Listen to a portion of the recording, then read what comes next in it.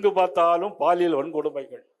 10 வயது சிறுமிகளுக்கு பாலியல் வன்கொடுமை 15% அதிகரிச்சிருக்கிறது. பெண்களுக்கு எதிரான குற்றங்கள் 50% அதிகரித்திருக்கிறது. போக்சோ குற்றம் 65% அதிகரிச்சிருக்கிறது.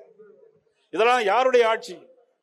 மதிப்புக்குரிய முதலமைச்சர் ஸ்டாலின் அவருடைய ஆட்சியில் இன்னைக்கு அவ்வளவு தூரம் இன்னைக்கு மோசமான சூழ்நிலை. இன்னும் நெஞ்சை உருக்கக்கூடிய சம்பவம் இன்னைக்கு மாலையில் அகில இந்திய அளவில் இன்னைக்கு எல்லோரும் தமிழ்நாட்டை பேசிக் கொண்டிருக்கிறார். டெல்லியில பேசுறாங்க.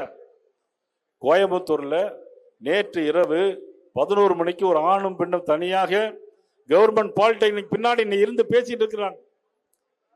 ஏர்போர்ட்டுக்கு பின்னால, சர்வதேச விமான நிலையத்துக்கு பின்னால இருந்து பேசிட்டு இருக்கிறாங்க.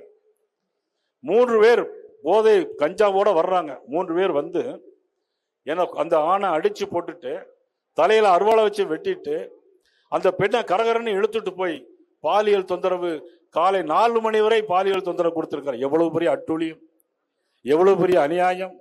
எல்லார் வீட்டிலும் பெண்கள் இருக்கிறார். பாதிக்கப்பட்ட பெற்றோருடைய மனது எவ்வளவு பதபதைக்கும், பாதிக்கப்பட்டவருடைய உணர்வுகள் எப்படி இருக்கும் அந்த நேரத்தில் சிந்தித்து பார்க்க வேண்டாமா? காவல்துறை ரோந்து போகவில்லை. கோயம்புத்தூர் காவல்துறை என்ன செய்கிறது என்றே தெரியவில்லை. விடிய காலம் 4 மணிக்கு ஆடை இல்லாமல் அந்த பெண் அங்கிருந்து மயக்க நிலை எழுந்து வந்து இந்த ஆணை தேடுகிறார்.